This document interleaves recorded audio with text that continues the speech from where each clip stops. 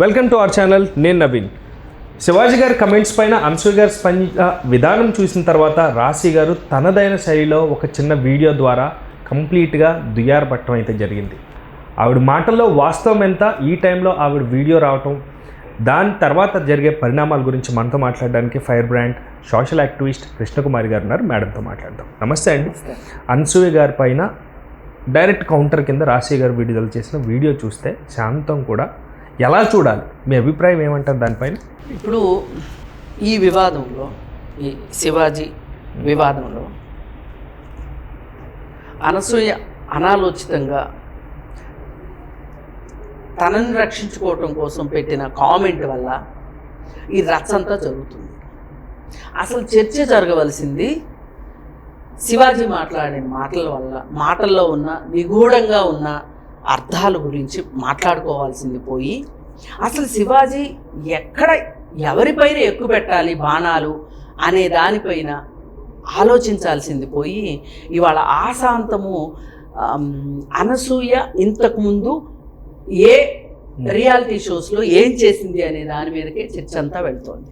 నిన్న ఒక Anasuya fans association president మాట్లాడుతున్నారు, విత్ పక్కనే ఉన్నారు, మహిళలు కూడా ఉన్నారు.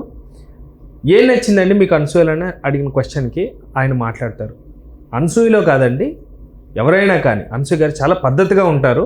వరలక్ష్మి వ్రతం ఈవెంట్ చేస్తే చీర కట్టుకుంటారు, బీచ్కి వెళ్ళినప్పుడు బికినీ వేసుకుంటారు, ఫారిన్ వెళ్ళినప్పుడు ఫారిన్ బట్టలు వేసుకుంటారు, అవి 2 పీసెస్ 1 పీసెస్, అది అక్కడున్న కల్చర్ ప్రకారం అక్కడ బట్టలు వేసుకుంటారు, స్కర్ట్లు వేసుకుంటారు. ఆయన నచ్చడమే ఉంది. ఒకరికి అభినయం నచ్చుతుంది, ఒకరికి డ్రెస్సింగ్ నచ్చుతుంది. ఆయన మూడో మాట అన్న మాట కొంతమందికి సామాన్లు నచ్చుతాయి అని అన్నాడు. ఇదే ఎక్స్ప్లెనేషన్, డిబేట్లో ఎక్స్ప్లెనేషన్ ఆయన ఇచ్చిన మాట అది. అక్కడ టాపిక్ కన్నా ఈయన అన్న మాటను ఖండించలేదు ఇమ్మీడియట్గా. ఇప్పుడు నువ్వు అంటున్నది పాయింట్. ఇప్పుడు ఈ మాటని అతన్ని ఖండిస్తే శివాజీని కూడా ఖండించాలి కదా. ఇప్పుడు శివాజీని రక్షించడానికి తయారైన భజన బృందం ఎవరైతే ఉన్నారో వాళ్ళు ఆ మాట ఖండించలేరు. మరి ఆ మాటను ఎందుకు ఖండిస్తారు? ఇక్కడ పాయింట్ అదే. మన ఇంట్రెస్ట్ ఏంటి అనేది ఇక్కడ ప్రధానంగా ఉంది, కానీ ఆ ఇంట్రెస్ట్ సమాజానికి ఎంత నష్టం అనేది ఎవరు ఆలోచించట్లా. ఇప్పుడు రాశి గారు ఆమె వీడియో పెట్టారు. ఆవిడ చాలా నవ్వుతూ చెప్పారు, కానీ చాలా బాధగానే చెప్పారు. కానీ అప్పుడిప్పుడు ఒక 3-4 years జబర్దస్త్ షోలో ఆవిడన్న మాటకి, ఒక స్కిట్లో చేసిన మాట అందరూ చూశారో లేదో తెలియదు, కానీ ఇప్పుడు ఒక మహానుభావుడు శివాజీ గారిని భుజం మీద మోస్తా ఉన్నాడు. ఆయన కనీసం ఒక 500 సార్లైనా మాట్లాడాడు. రాశి గారికి ఏదన్నా అభ్యంతరం ఉంటే గనక, ఒక రకంగా పురుష జనోద్ధారుణ్ణి, నేను మెన్స్ కమిషన్ కోసం పనిచేస్తున్నాను అని అతనిని ప్రశ్నించాలి. ఆవిడ ఒకసారంటే నువ్వు 500 సార్లు అన్నావు, ఆవిడ చేసిన నష్టం కన్నా నువ్వు చేసిన నష్టమే ఎక్కువ అని అసలు ఇతన్ని మాట్లాడాలి. ఒకళ్ళు తప్పించుకున్నందుకు, ఒకవేళ శివాజీ కోసం మాట్లాడుతున్నాడు. ఇప్పుడు తెలుసో తెలియకో రీజన్ ఏంటో నాకైతే తెలియదు, కానీ కొన్ని మాటలు తప్పించి శివాజీ గారు అన్న దాంట్లో నాకేం అభ్యంతరం లేదు అని రాశి గారు కూడా అన్నారు. శివాజీ గారు మంచిగా చెప్పారు కదా అన్నారు.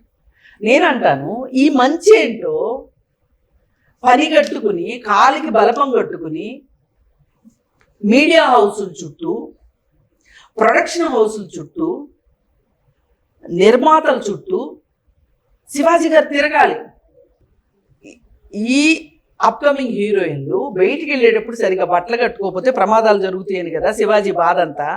అక్కడి నుంచే కదా ఈ సమస్య అంతా వచ్చింది. నేనంటాను, మరి సినిమాలు వేసుకోవడం కరెక్టా? ప్రకృతి లాంటి స్త్రీని ఎందుకు మీరు ఇంత విధ్వంసకరంగా చూపిస్తున్నారు అని చెప్పి మీడియా హౌసుల చుట్టూ తిరుగుదాం, మనం ప్రొడక్షన్ హౌసుల చుట్టూ తిరుగుదాం, ఇంకా మంచిదిగా సమాజానికి. ఇప్పుడు వాళ్ళే లేకపోతే అనసూయ ఎక్కడ ఉంటుంది అసలు?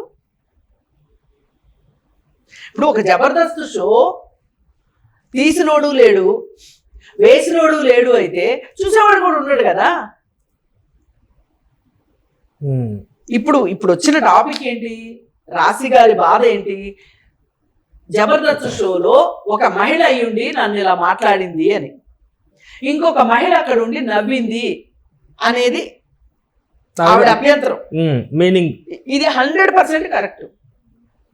నేను రాశి గారికి ఆవిడ బాధకి నేను సహానుభూతిని తెలియజేస్తాను. నేను ఏకీభవిస్తా, సహానుభూతిని కూడా తెలియజేస్తా.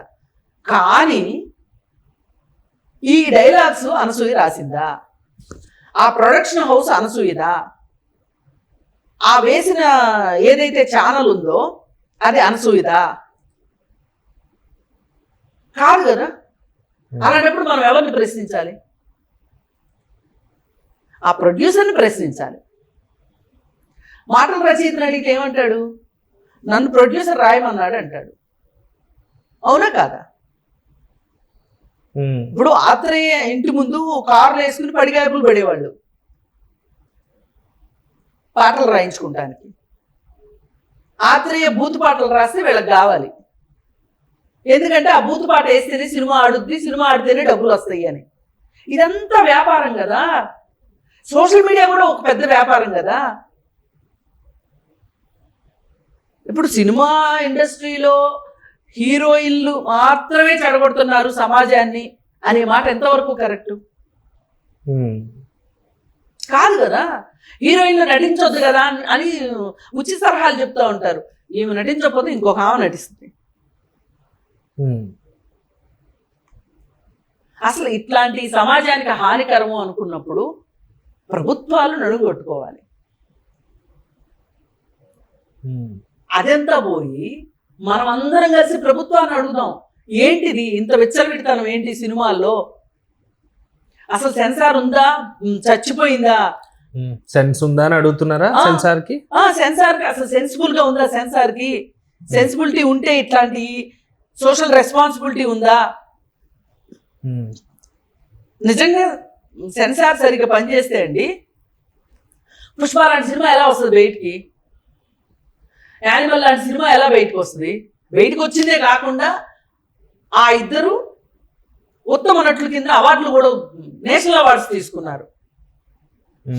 వీటిని ఎందుకు ప్రశ్నించరు మీరు? వీటిని ప్రశ్నిస్తే మీకు దేశభక్తి లేదు. వీటిని ప్రశ్నిస్తే మెజారిటీ పీపుల్ దగ్గర నుంచి మీకు భయం. అభిమాన సంఘాలు వ్యతిరేకిస్తాయి కదండి. ఏమండి అభిమాన సంఘాల పాత్ర ఎంత అండి ఈ ఇండస్ట్రీతో పోలిస్తే? ఎవరైనా సరే ఒక చెత్త సినిమా తీయమని ఉద్యమం చేశారా?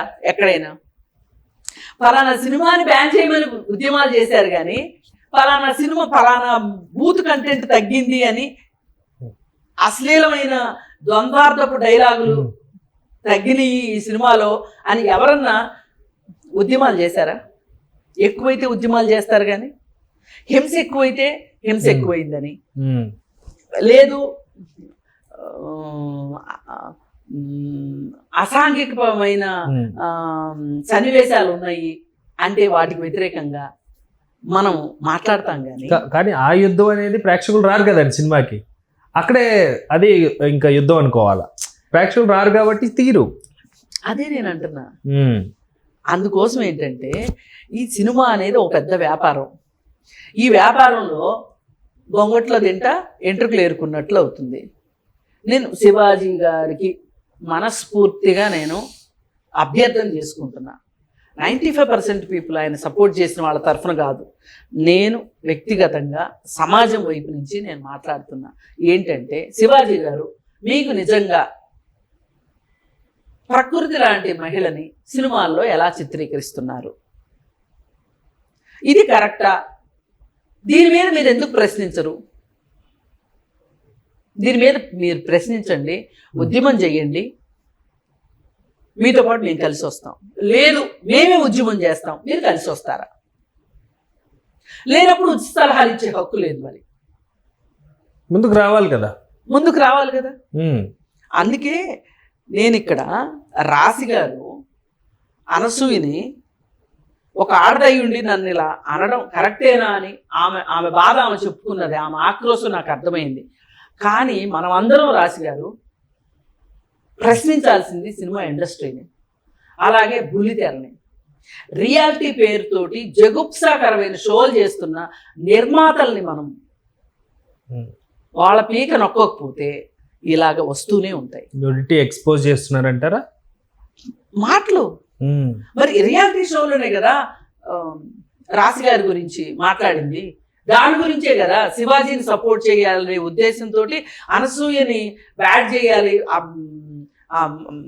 అనసూయని మనం ఎంత తొక్కేస్తే శివాజీ అంత నిలబడతాడనే ఉద్దేశంతోనే కదా అనసూయ మాటని ఉటంకించింది. లేకపోతే అనసూయ ఎందుకు టాపిక్ అయ్యేది? ఇప్పుడు అసలు అనసూయ సీన్లోకే వచ్చేది కాదు. మరి మీరందరూ ఈ జబర్దస్త్ షో వస్తున్నప్పుడు మీరు నిద్రపోయారా? మీరందరూ ఎందుకు మాట్లాడలేదు ఆ రోజు? దాదాపు 5-6 సంవత్సరాల నుంచి జబర్దస్త్ మొదలైన దగ్గర నుంచి నెత్తి నోరు మొత్తుకుని కొట్టుకుంటున్నాం, ఇట్లాంటి షోలు మంచివి కాదు, అసలు ట్రాన్స్జెండర్ని ఇంత దరిద్రంగా చూపించటము, ఇంత అవమానకరంగా చూపించటము తప్పు అని చెప్పి మాట్లాడుతుంటే ఎవరు ముందుకు రాలా. ఏ ట్రాన్స్జెండర్లు ఫ్రీగా దొరికారా మీకేమన్నా? ఎందుకు వాళ్ళు అంత గేల్ చేస్తున్నారు? దాని గురించి ప్రశ్నించరే ఎవరు? అసలు మహిళని ఎంత కించపరుస్తున్నారు జబర్దస్త్ షోలో. అవి కనిపించలే శివాజీకి. అందుకని రాశి గారి గురించి చాలా బాధగా ఉంది. కాకపోతే వాదన నెగ్గించుకోవటం కోసం ఆ మాటని, అనసూయ అన్న మాటని ఇప్పటికీ 100 సార్లు మాట్లాడుతున్న వాళ్ళు నోరు ముయ్యాలని నేను కోరుకుంటాను.